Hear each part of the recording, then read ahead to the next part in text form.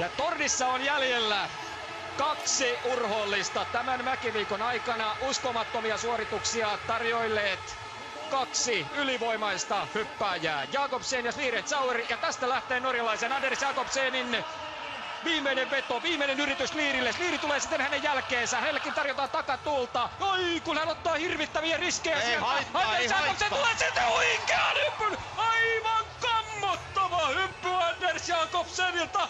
Ja nyt on Slirillä kyllä vetelä pöksyssä. 139 metriä Anders Jakobsenilta ja katsokaa, ei liehu punavalkoinen lippu, eikä soi polkka, eikä lauleta mitään. Käsittämätön hiljaisuus tuli tänne stadionille tämän suorituksen jälkeen. Huikea kaveri kyseessä. Miettikää mikä paikka. Hän tiesi, että nyt pitää täräyttää pommi. Ja se pommi tulee sieltä. 139 metriä. Hän tekee sinne mielestäni vielä komeammat alastulot, mitä tuolla tuomaristo. No ei, kyllä sinne pienet, mutta siellä lyödään 16,5, 17 ja kerran jopa 19. Mutta Jakobsen tekee tästä kauhean taistelun. Nyt ollaan tilanteessa, että kyllä pitää pystyä Sliretsauerinkin hyppäämään tuonne 130 metriin. Toki tämä mies pystyy normaalisuorituksella siihen, mutta nyt ei saa herpaantua yhtään. Ei. 11,5 pistettä ennen näitä hyppyjä oli eroa ja nyt on viimeinen mies loppiaisena siellä Tornissa. Gregor Sliretsauer tavoittelee uransa toista mäkiviikkoa. Se oli toinen mäkiviikko peräkkäin.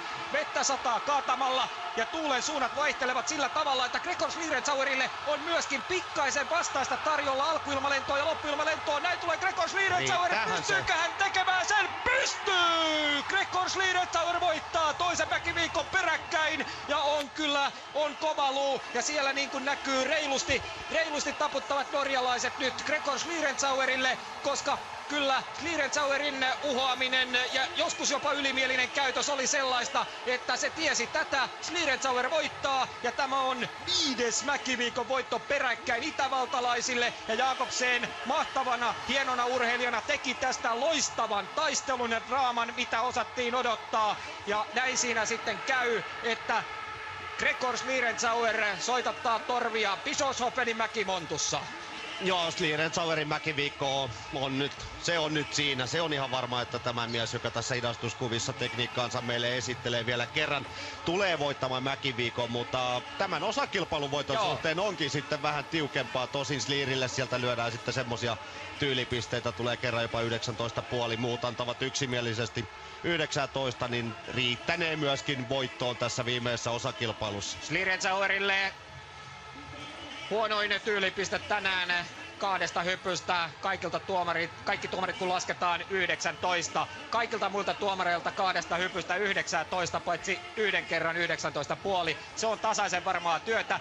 Ensimmäisellä kierroksella 133 metriä, toisella tämä hyppy 137,5 metriä ja kyllähän sinne väsää vielä alastulot niin kuin Slirillä tapana on, että vaikka kuinka pitkälle tultaisiin, niin aina sieltä Sliri kuitenkin pystyy näitä sirkustemppuja tekemään ja tyylikkäät urheilijat tässä taistelivat loppuun asti ja se huomataan valmentaja lavalla tietenkin ja Jakobsen hienosti kävi onnittelemassa heti. Nyt nähdään Sliretsauer voittaa tämänkin osakilpailun, voittaa mäkiviikon, voittaa tämän osakilpailun.